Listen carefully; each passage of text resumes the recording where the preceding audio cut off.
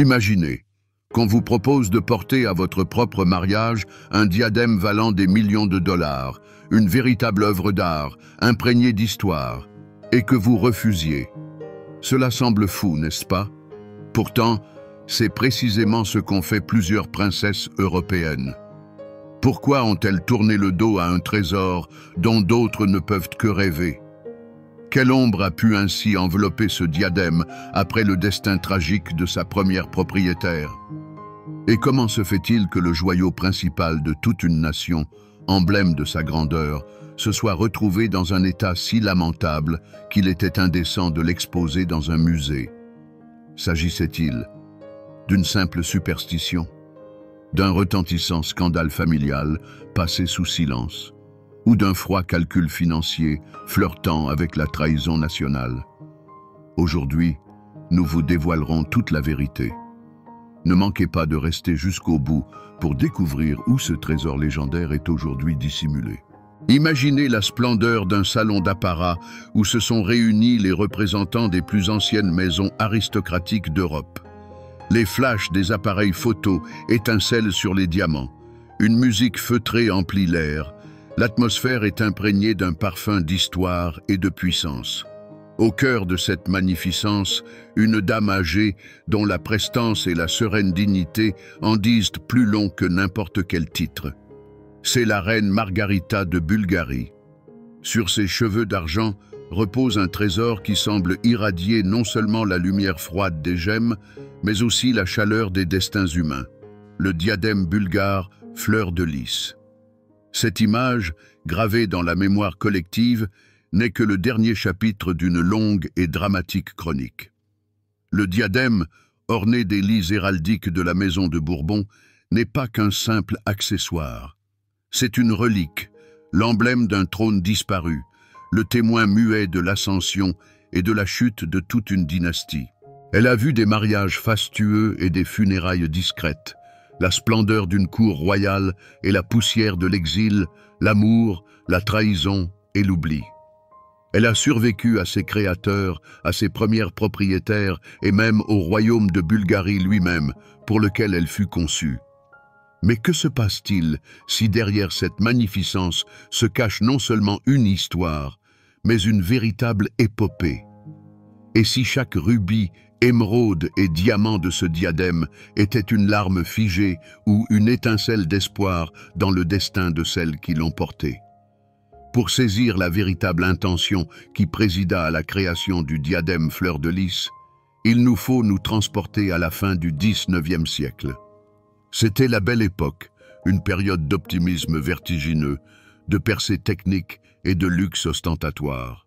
Alors que de vieux empires, tels l'Autriche-Hongrie et la Russie, brillaient au crépuscule de leur puissance, de nouveaux États, jeunes et ambitieux, émergeaient sur la carte de l'Europe. Parmi eux figurait la principauté de Bulgarie qui venait tout juste, en 1878, de se libérer du joug ottoman séculaire et cherchait désespérément sa place sous le soleil européen. À la tête de cette jeune nation se trouvait le prince Ferdinand Ier de Saxe-Cobourg-Gotha, un homme ambitieux et fin politique. Allemand d'origine, choisi pour le trône bulgare, il comprenait parfaitement qu'afin que son pouvoir et sa dynastie soient reconnus par les grandes puissances, il ne lui fallait pas seulement un poids politique, mais un éclat dynastique. Et la manière la plus sûre de l'acquérir était le mariage. Pas n'importe quel mariage, mais une union avec une représentante de l'une des maisons royales les plus anciennes et les plus illustres d'Europe. Son choix se porta sur la princesse Marie-Louise de Bourbon-Parme, héritière directe des rois de France. Le mariage, prévu pour 1893, devait être bien plus qu'une simple célébration personnelle, une grandiose déclaration politique. Et un tel événement exigeait des symboles à sa mesure. Ferdinand, désireux de souligner le prestige de sa cour, ne s'adressa pas aux artisans locaux, mais à l'une des maisons de joaillerie les plus prestigieuses de l'époque, la maison viennoise Köchert. Ce choix n'était pas fortuit.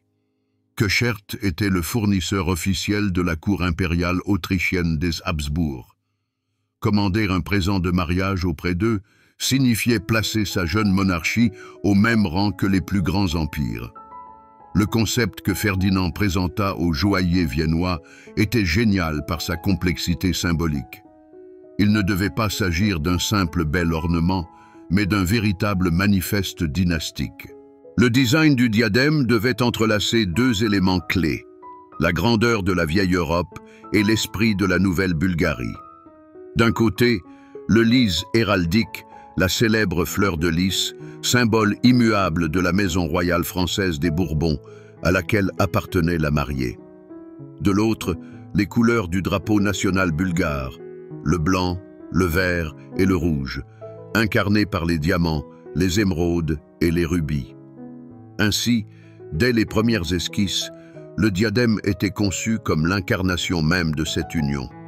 Ce n'était pas seulement le mariage de Ferdinand et de Marie-Louise, mais une alliance entre l'antique légitimité des Bourbons et la fougueuse énergie du peuple bulgare. Les joailliers de la maison Köchert étaient face à un défi des plus ardus, traduire cette complexe idée politique en une forme artistique irréprochable. Ils devaient créer un chef-d'œuvre qui, par sa seule présence, proclamerait au monde entier la naissance d'une nouvelle et puissante dynastie dans les Balkans. Et ils relevèrent ce défi avec brio.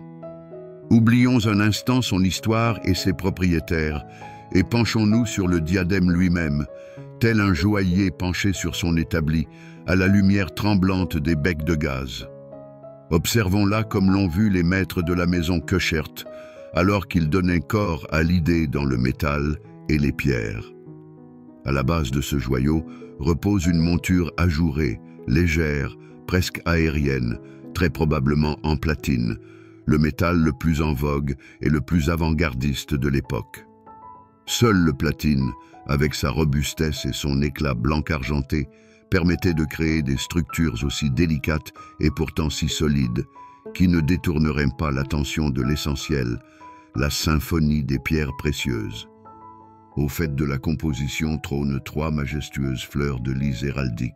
Il ne s'agit pas de simples volutes décoratives, mais d'éléments puissants, d'une précision architecturale. La fleur de lys centrale, la plus imposante, domine les autres, tel un monarque au-dessus de ses sujets, tandis que les deux latérales, légèrement plus petites, confèrent une symétrie harmonieuse et royale. Chaque ligne, chaque courbe de ces lys a été conçue pour proclamer l'ancienneté et la noblesse de la maison de Bourbon, dont le sang venait désormais irriguer la nouvelle dynastie bulgare. Passons maintenant aux pierres qui composent cette déclaration tricolore. Le blanc du drapeau bulgare est incarné par des diamants. Des centaines de pierres de taille ancienne, coussins et roses, ont été sélectionnées avec une minutie incroyable. Les joailliers de Köchert ne se sont pas contentés d'enchâsser les diamants, ils ont littéralement peint avec la lumière. Les pierres sont serties de manière à capter le moindre rayon, qu'il s'agisse du soleil diurne ou du scintillement des bougies de Bâle, et à éclater en des myriades d'étincelles éblouissantes. Le poids total de ces diamants représentait une fortune, mais leur véritable valeur résidait dans la sélection parfaite de leur pureté et de leur couleur, transformant le diadème en une flamme de glace. Mais le cœur de ce joyau bat au rythme des couleurs. Le vert et le rouge, des émeraudes et des rubis. Trouver plusieurs dizaines de cabochons et de pierres facettées, d'une parfaite concordance de teintes, est un défi qui ferait encore transpirer aujourd'hui les gémologues des plus grandes maisons de joaillerie. Le vert profond et velouté des émeraudes triées sur le volet symbolisait les terres fertiles et les espoirs de la jeune Bulgarie. Quant aux gouttes de rubis, flamboyantes d'une teinte intense de sang de pigeon, elles évoquaient la bravoure, le sacrifice et le sang versé pour l'indépendance du pays. Il ne s'agit pas d'une simple incrustation, mais du grand art de la plastie joaillière. Chaque pierre est sertie individuellement dans un sertis à griffes à peine perceptible, une sorte de berceau métallique qui permet à la lumière de pénétrer la pierre de toutes parts, révélant ainsi son âme. L'ensemble de la structure a été équilibré avec une précision d'ingénieur afin que, malgré son apparence imposante et une valeur comparable au budget annuel d'une petite cité, le diadème ne soit pas un fardeau lourd, mais repose avec légèreté et grâce sur la coiffure de sa propriétaire. Imaginez un instant ce que cela représente de la tenir entre vos mains. Sentir la fraîcheur soyeuse du platine, le poids à peine perceptible de l'histoire et un rayonnement presque physique émanant de ces centaines de facettes. Entendre non pas un son, mais la musique silencieuse de la lumière jouant dans les pierres. À cet instant, vous comprenez, ce n'est pas un simple objet. C'est un artefact où la froide géologie des minéraux et la brûlante politique des hommes se sont fondus en une œuvre d'art unique et parfaite. Le 20 avril 1893. L'air de la Villa Pianor en Italie était électrisé à l'extrême. Là, dans le domaine ancestral des ducs de Parme, l'élite de l'aristocratie européenne s'était réunie pour assister à une union qui allait bouleverser l'équilibre des forces dans les Balkans. Mais ce jour-là, tous les titres, tous les rangs et toutes les intrigues politiques pâlirent lorsque, dans la salle, apparut la princesse Marie-Louise. Jeune, parée d'une magnifique robe de mariée, elle portait sur ses épaules le poids des espoirs d'une nation entière. Et le couronnement de son apparence, son accord final et le plus retentissant, fut le nouveau diadème. Ce fut sa première apparition publique, son baptême du feu. Lorsque la princesse fit son entrée dans la salle, un soupir d'admiration parcourut l'assemblée des invités, aussitôt suivi de chuchotements analytiques. Sur sa tête ne brillait pas un simple ornement. C'était un couronnement avant le couronnement. Les lys de Bourbon sertis de diamants, scintillant sur son front, étaient un hommage à son passé et à sa glorieuse lignée. Mais les rubis flamboyants et les émeraudes profondes, chatoyant au rythme de ses pas, proclamaient haut et fort son avenir. À cet instant, elle cessa d'être simplement Marie-Louise de Parme. Elle devenait la future princesse, puis la reine de Bulgarie. Le diadème ne se contentait pas de parachever son apparence, il la créait. Il devint l'incarnation visuelle de son nouveau statut. Dans l'éclat de ses gemmes, tout se lisait. Les ambitions de son époux Ferdinand, le calcul politique, la démonstration de la puissance financière de la nouvelle cour et la promesse faite au peuple bulgare. Ce joyau, créé à Vienne, au cœur de la vieille Europe, appartenait désormais aux Balkans. C'était un signal retentissant pour tous les monarques et diplomates présents. Il faudrait dorénavant compter avec la Bulgarie. La réaction des contemporains fut une véritable déferlante. Les journaux rivalisaient pour décrire la magnificence des présents de mariage, mais c'est le diadème qui devint la vedette des chroniques mondaines. On en parlait dans les salons de Paris, les cercles de Londres et les cours de Vienne et de Saint-Pétersbourg. Certains admiraient son design audacieux et moderne, d'autres calculaient avec envie son coût faramineux, tandis que les plus perspicaces déchiffraient le message politique qu'il recelait. En ce jour d'avril en Italie, le diadème fleur de lys cessa d'être un simple objet précieux de la maison Köchert. Il acquit un nom, une histoire et un destin. Il s'imprégna de l'atmosphère de ce moment triomphal, devint le symbole du succès dynastique et le gage d'une grandeur à venir. Son entrée fut non seulement réussie, mais fracassante. La légende naquit sous les yeux de l'Europe entière. Après son début triomphal, le diadème fleur de lys ne fut pas relégué au coffre-fort dans l'attente du prochain grand événement. Au contraire, pour la jeune princesse Marie-Louise, il devint presque une partie de son apparat officiel. Dans les réalités de la jeune cour bulgare, qui cherchait désespérément la reconnaissance européenne, ce joyau n'était pas un luxe, mais un outil de travail. Le diadème fut son compagnon inséparable lors de toutes les cérémonies officielles, réceptions diplomatiques et visites d'État. C'est avec lui qu'elle posa pour la plupart de ses portraits officiels, lesquels furent envoyés à toutes les cours royales d'Europe, forgeant ainsi l'image de la nouvelle monarchie bulgare. Ce bijou devint indissociable de son image publique, une véritable signature. Lorsque les contemporains évoquaient la princesse de Bulgarie, ils la voyaient invariablement coiffée de cette tiare. Elle ne se contentait pas de la porter. Elle l'arborait avec une dignité royale, la transfigurant de simples présents de mariage en un véritable emblème de pouvoir. Contrastant avec les diadèmes plus classiques et conventionnels des autres princesses européennes, celui de Marie-Louise se distinguait par son audace et une symbolique presque provocante. C'était une déclaration retentissante, et la jeune princesse, pleinement consciente de sa portée, en exploitait la puissance à son paroxysme. Parmi les épisodes marquants de cette période figure sa comparution au mariage du duc de Schleswig-Holstein en 1898. Lors de cette illustre assemblée de la noblesse européenne, où chaque dame s'évertuait à éclipser ses pairs par l'éclat de ses joyaux de famille, le diadème fleur de lys fit sensation. Il ne pâlit pas face aux diamants ancestraux des Habsbourg ou des Romanov. Ses couleurs vibrantes, emblématiques de la nation, et son design audacieux captèrent tous les regards, suscitant des conversations qui dépassaient la simple esthétique du bijou pour aborder les ambitions politiques du pays qu'il incarnait.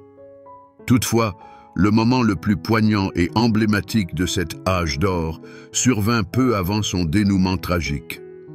Fin 1898, déjà gravement affaiblie après la naissance de son 4e enfant, Marie-Louise posa pour une série de portraits sous le pinceau du célèbre peintre Philippe de Laszlo. Sur ces toiles, elle apparaît parée de sa tiare de prédilection. En contemplant ces portraits aujourd'hui, il est impossible de ne pas ressentir une profonde mélancolie. On n'y voit pas simplement une souveraine dans son apparat officiel, mais une jeune femme fragile qui, peut-être déjà consciente de son destin funeste, revêt pour la dernière fois le symbole de son devoir, de son amour et de sa vie éphémère mais éclatante. Le diadème fut-il pour elle un talisman? Fort probablement. Il réunissait tout, la fierté de ses origines, marquée par les lys des Bourbons, et la responsabilité envers sa nouvelle patrie, dont les couleurs flamboyaient dans les rubis et les émeraudes. Ce bijou était l'incarnation même de sa destinée, qu'elle avait embrassée avec honneur. Elle fut sa première et peut-être sa plus naturelle détentrice, pour qui chaque élément du diadème était empreint d'un sens intime et vibrant. Son départ prématuré en janvier 1899, à l'âge de seulement 29 ans, mit un terme abrupt à ce chapitre doré. La tragédie fut retentissante, et le diadème, qui la veille encore scintillait de l'espoir et de la splendeur d'une jeune cour, devint du jour au lendemain une relique. Il s'imprégna à jamais du souvenir de sa première propriétaire, et dès lors, son éclat fut teinté à jamais de la tendre mélancolie liée à la souveraine partie trop tôt. L'âge d'or s'achevait, et pour le diadème, une vie nouvelle, bien plus complexe, commençait. Avec la disparition de la reine Marie-Louise, la lumière éclatante qui auréolait le diadème s'estompa. Le bijou, conçu pour la joie et le triomphe, se retrouva orphelin. Et comme c'est souvent le cas pour les objets marqués par un amour immense et une tragédie retentissante, des ombres et des murmures commencèrent à l'envelopper. Pendant des décennies, le diadème ne fut que très rarement vu en public. La seconde épouse du tsar Ferdinand, la reine Éléonore, ne le porta quasiment jamais, soit par déférence envers la mémoire de sa prédécesseur, soit pressentant intuitivement que ce joyau demeurait à jamais lié à une destinée unique. Après l'abolition de la monarchie en 1946, lorsque la famille royale fut contrainte de quitter la Bulgarie, le diadème disparut complètement des radars, son éclat englouti dans la tourmente de l'exil. Ce fut précisément durant cette période d'oubli que les premières légendes prirent forme. On commença à murmurer que le diadème portait l'empreinte du chagrin, que le bijou, témoin d'une mort si précoce et tragique de sa première propriétaire, s'était mué, de talisman, en une sorte de couronne de veuve. Il ne s'agissait là, bien sûr, que de spéculations, d'une mystique belle et triste, dénuée de tout fondement documentaire. Toutefois, cette aura de discrète tragédie pourrait bien être l'une des clés pour élucider les événements ultérieurs, bien réels et étranges, liés à ce trésor. La plus grande énigme des temps modernes réside dans une succession de refus retentissants. Lorsque vint le moment pour les fils du tsar Siméon, dernier monarque bulgare, de se marier, la tiare fut, selon les rumeurs, proposée comme parure nuptiale à leurs fiancés. Et, à la stupéfaction générale, elles déclinèrent. Plus tard, la propre fille de Siméon, la princesse Kalina, ne porta pas non plus cette relique historique lors de ses noces. Pourquoi un tel rejet? S'agissait-il d'une superstition, d'une réticence à associer son union à un joyau empreint de mélancolie? Ou la raison était-elle plus terre à terre, le design complexe et patriotique du diadème ayant pu paraître trop imposant et démodé aux princesses contemporaines? À moins que ces refus ne cachaient de profondes dissensions familiales. Nous ne pouvons que conjecturer, mais le fait demeure. La principale tiare dynastique fut boudée par ses propres héritières. Et ce n'est pas tout. Il y a quelques années, une information sidérante fit surface. Lorsqu'il fut question d'exposer la tiare dans l'un des musées bulgares, on découvrit qu'elle était dans un état lamentable. Ce fait n'est plus une légende, mais presque un scandale. Comment un symbole national, un chef-d'œuvre de la maison de joaillerie Köchert, put-il sombrer dans un tel délabrement? S'agissait-il d'une simple négligence lors de son entreposage durant les années d'exil? Ou, pire encore, des tentatives d'en extraire les pierres précieuses pour les vendre? Cette question demeure en suspens, jetant une ombre sur les derniers propriétaires et suggérant d'éventuelles difficultés financières dont on ne parle pas à voix haute. Et, enfin, le plus grand mystère, qui, en substance, répond à nombre des questions précédentes. Où se trouve la tiare aujourd'hui? Selon les dernières informations d'experts en joaillerie, la trace du bijou mène à une collection d'œuvres d'art privées d'Albion. La formule vraisemblablement vendue sonne comme une sentence. La vente de la principale relique historique n'est plus seulement une ombre. C'est un point final que beaucoup considéreraient comme une trahison de la mémoire. Cet événement sépare clairement les faits des mythes. Derrière les légendes de malédiction et de refus se cachait très probablement une dure réalité financière. La tiare, née comme un manifeste de grandeur, a achevé son parcours comme un lot dans une transaction privée dont les détails sont soustraits au public. Le côté obscur de sa renommée s'est avéré banal, et d'autant plus triste. La fin d'une ère pour la tiare fleur de lys ne fut pas marquée par les coups du marteau d'un commissaire-priseur, ni par les éclairs des flashs photographiques. Elle survint dans le silence. Il n'y eut ni gros titres dans la presse, ni engouement parmi les collectionneurs.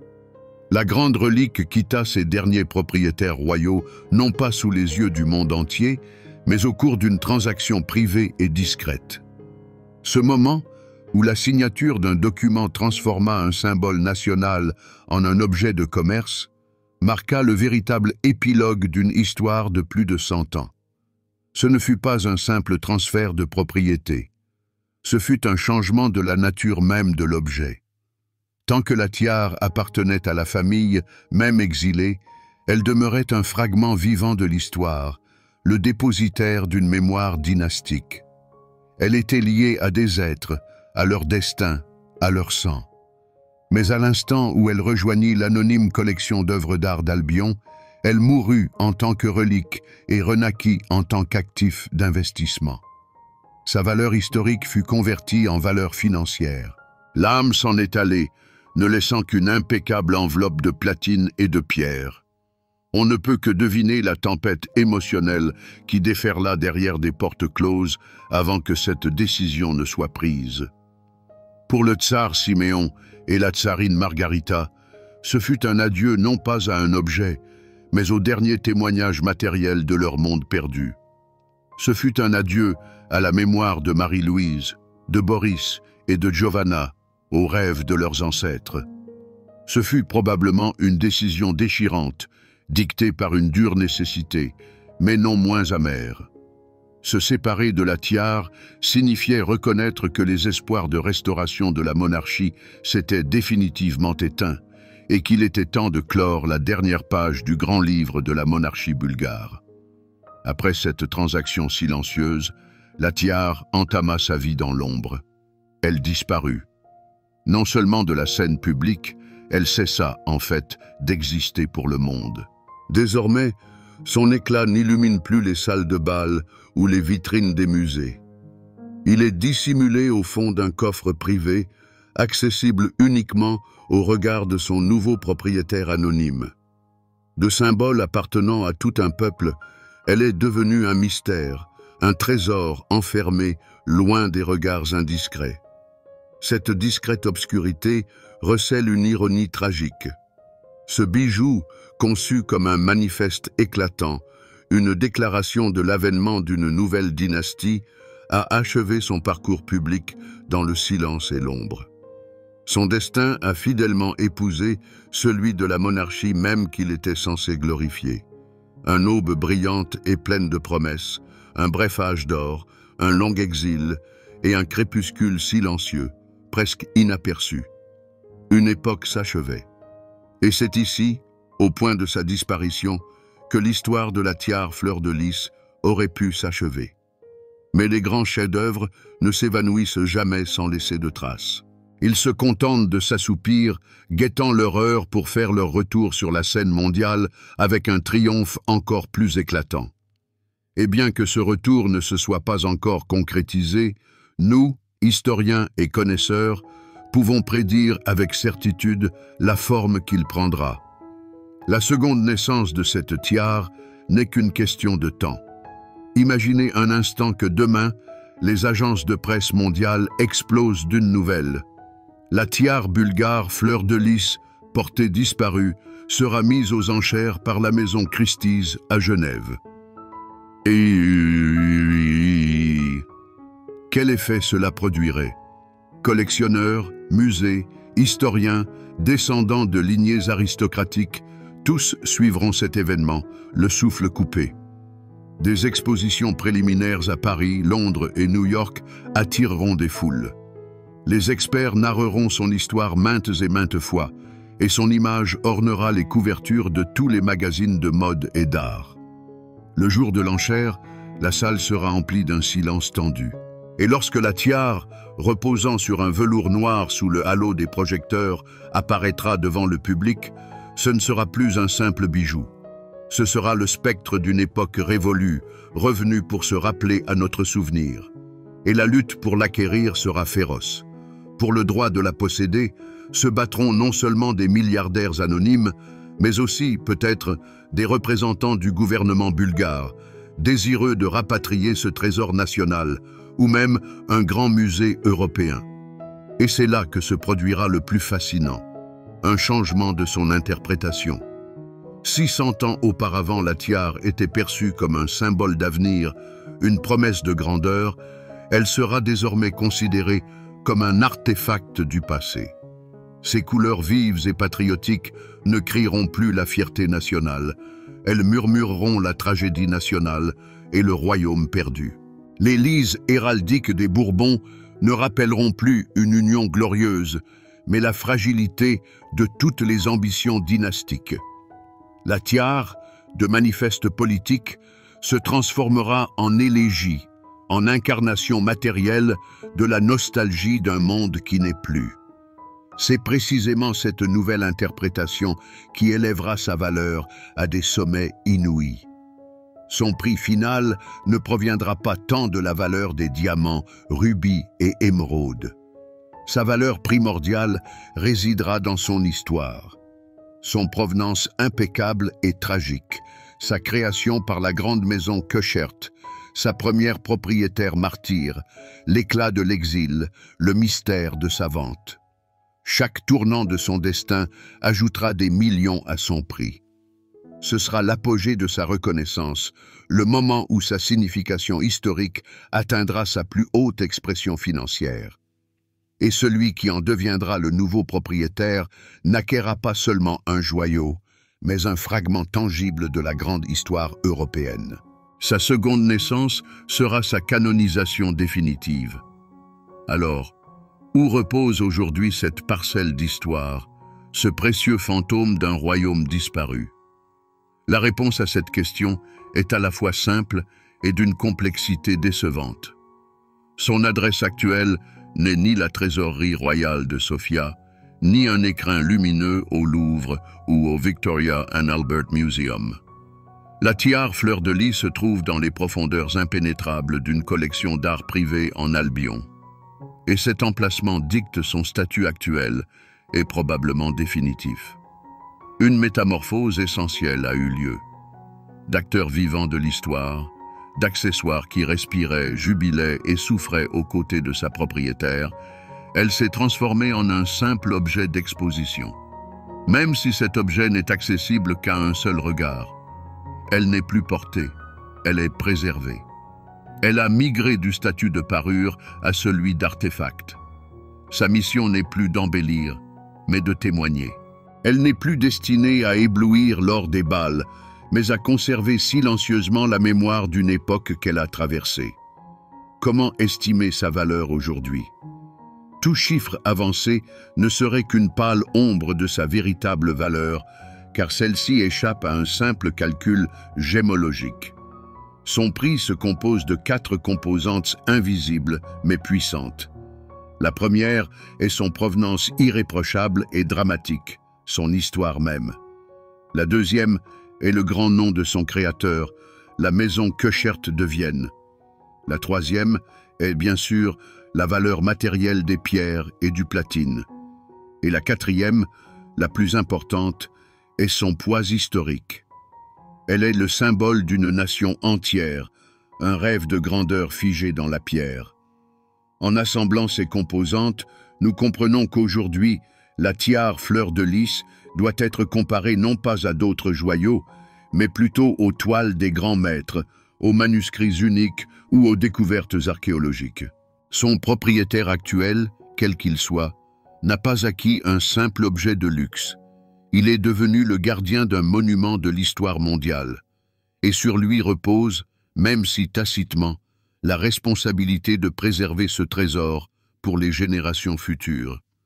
Ainsi, le gardien de l'éternité pour cette tiare n'est pas une personne ou une famille spécifique, mais le principe même de la conservation du patrimoine culturel.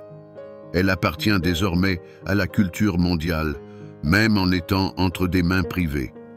Son enveloppe physique peut être enfermée dans un coffre-fort, mais son histoire, sa légende, sa signification sont déjà le bien de tous ceux qui s'intéressent à la beauté, au pouvoir et au cours inexorable du temps. Nous revenons donc à notre point de départ, l'image de cette dame majestueuse parée de la tiare, qui semble lourde non pas du poids des diamants, mais de celui de l'histoire. Nous nous étions posé la question, et si, derrière cet éclat, se cachait quelque chose de plus grand? Ayant parcouru tout le chemin, de l'atelier du joaillier viennois jusqu'au silence d'un coffre-fort privé, nous avons obtenu une réponse exhaustive. Le drame caché derrière l'éclat des pierres, c'est la vie elle-même. Une vie faite d'espoir, de triomphe, de pertes et de décisions difficiles. Pourquoi cette tiare, née comme le symbole d'une nouvelle monarchie, en est-elle devenue l'épitaphe? Parce qu'elle s'est avérée être un miroir parfait. Elle a reflété, dans ses facettes, tout le destin bref et éclatant du royaume de Bulgarie du XXe siècle, ses ambitions audacieuses, sa courte floraison, sa chute tragique et son lent déclin en exil. Le destin de ce bijou s'est retrouvé indissolublement lié à celui des personnes et du pays pour lesquels il fut créé. Il n'a pas porté malheur, il a seulement partagé honnêtement le sort de ses propriétaires. C'est là la principale conclusion de notre enquête. La tiare bulgare Fleur de Lys est un exemple parfait de la façon dont le métal froid et les minéraux inanimés deviennent l'incarnation physique des passions humaines. Son design chiffre des ambitions politiques, ses pierres des promesses de loyauté, son histoire des échos d'amour et de chagrin, et sa vente finale le pragmatisme et une amère nécessité.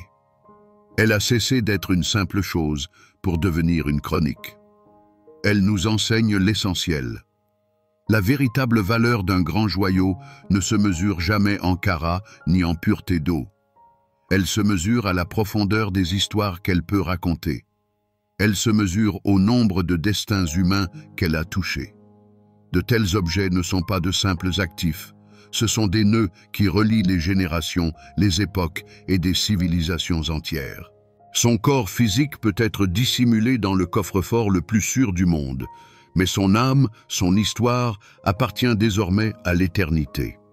Elle vit dans les vieux portraits, les coupures de presse jaunies, les documents d'archives et les récits comme celui-ci. Et tant que nous nous souvenons et racontons cette saga d'ascension et de déclin, la tiare fleur de lys continue de briller, même dans l'obscurité la plus complète. Car les véritables chefs-d'œuvre sont immortels non pas par l'éclat de leurs facettes, mais par les légendes qu'ils laissent derrière eux.